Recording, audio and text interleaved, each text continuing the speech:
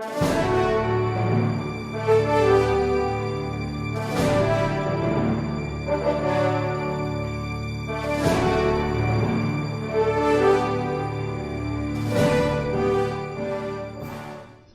investment, or they may have already satisfied all creditors and they want to distribute their initial investment.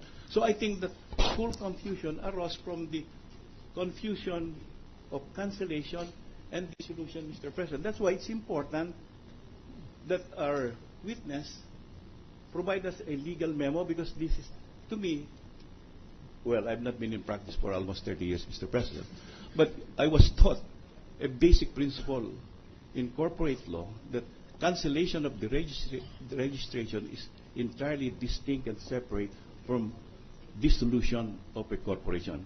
Dissolution is extinguishing the life and existence of that corporation. That means talagang wala na, wala ka na magagawa. Salamat po. Time ko na ako. Counsel for the prosecution, proceed. The gentleman from Makati in Bicol, Senator Arroyo, my senior equals. Thank you, Mr. President. Senator, This is not a question. You know, I once sat at the table of the prosecutors. If you are not sure of your evidence, please do not present it. That is all. Like this portion, this evidence, you submitted exhibit quintuple whatever, Q. Q? Huh? Quintuple D. It says there that they could still petition what's this? Yes, the decision of the revocation up to sometime in 2010. Now, why did you mark it? In other words, they could still. So, I don't really want to ask you anything, because you have control of that. But, Mr. President, could you, in the legal memorandum, could you please include for the memorandum that will be filed by the witness, that if there's a revocation, what happens to the creditors? What happens to the employees? What happens to the suppliers? I mean, what happened to the titles of, in the name of the corporation, the lands, shares of stock, and whatever property it owns? And whether... What happened to the books of accounts? And whether the rules of co-ownership under the Civil Code will now be applied, assuming that it is effectively revoked, because that is obviously a family corporation, as Alan said. So, I mean, that's about all that I would like to point out. Thank you very much, Mr. President. The late Senator from Taguig.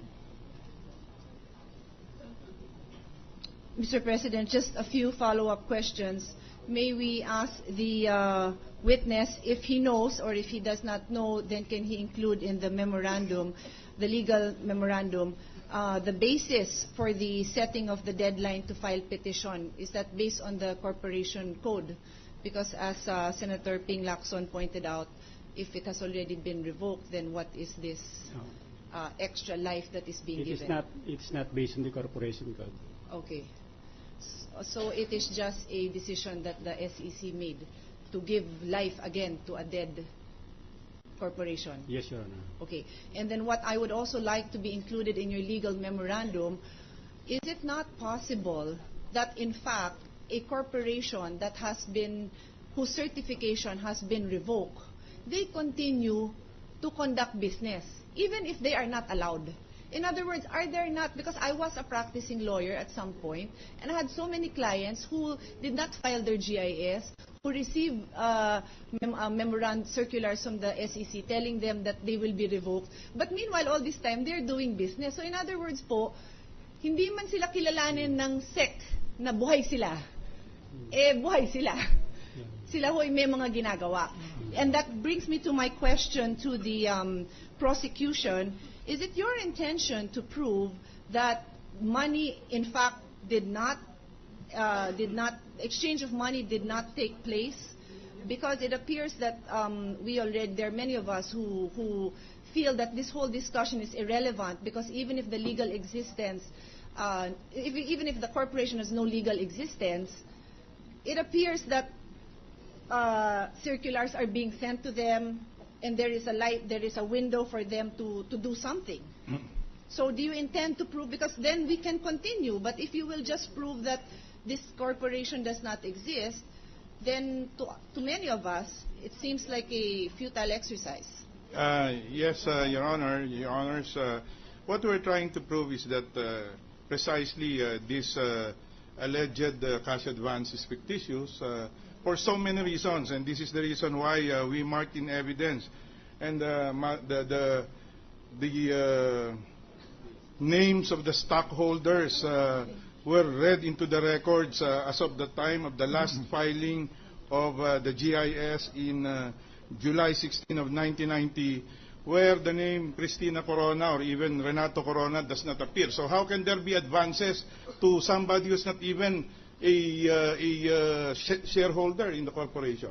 Well, so anyway, these are things that we're trying to prove, Your Honor, and we're just trying to lay the predicate, Your Honor, because this is just one of the witnesses that will prove many other aspects of the fictitious character of this alleged cash advance, Your Honor. all right.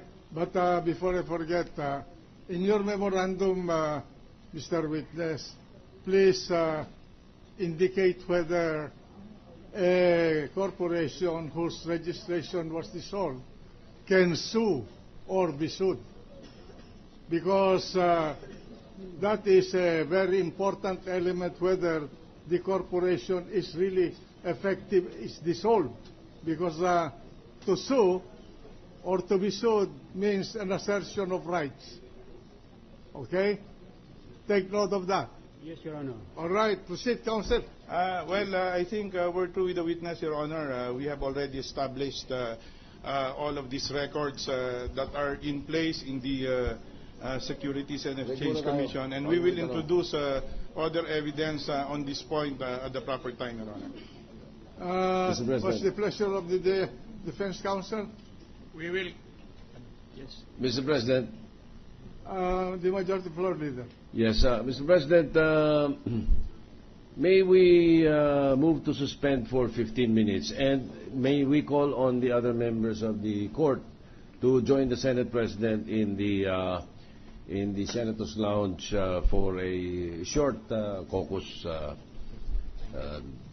to take up a small detail in the proceedings of the impeachment court before the cross-examination of the defense, Mr. President. I so move. Trial suspended.